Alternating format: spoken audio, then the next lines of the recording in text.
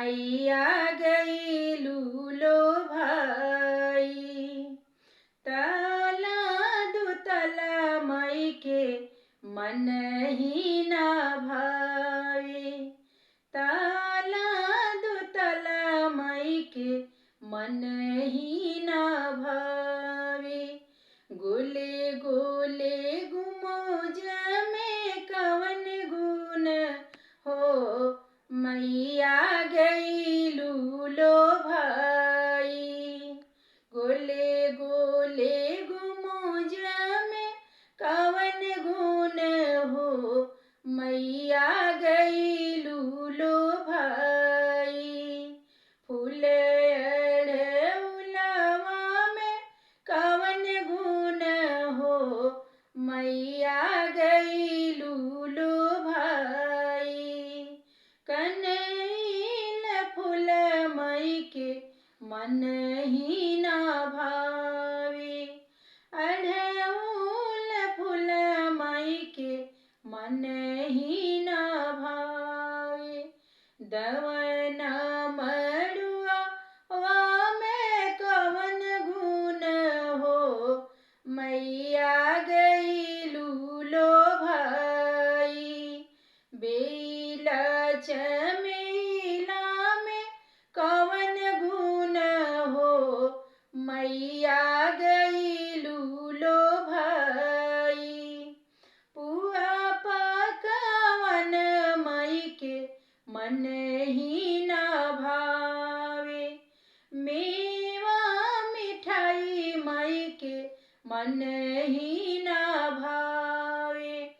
हलुआ ही पूड़ी में कवन गुण हो, मैया गई लूलो भाई।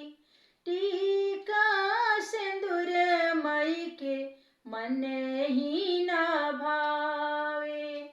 नथिया कुंडल मई के मन ही ना भावे।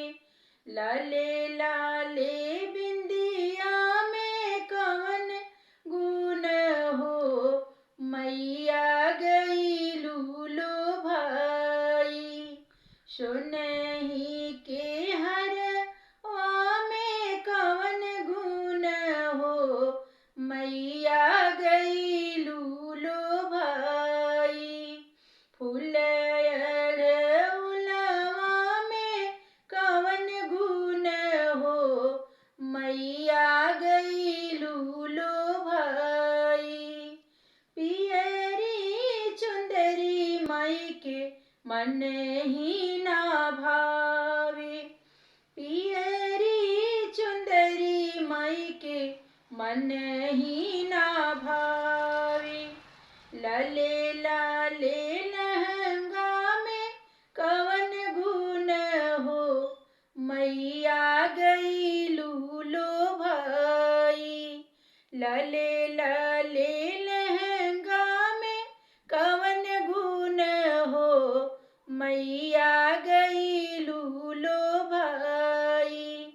चूड़िया कंगन मई के मन ही ना भावे। बिछुआ पायल मई के मन ही ना भावे। मेहंदी महावर में कवन गुण हो, मैया गई लूलो भाई। मेहंदी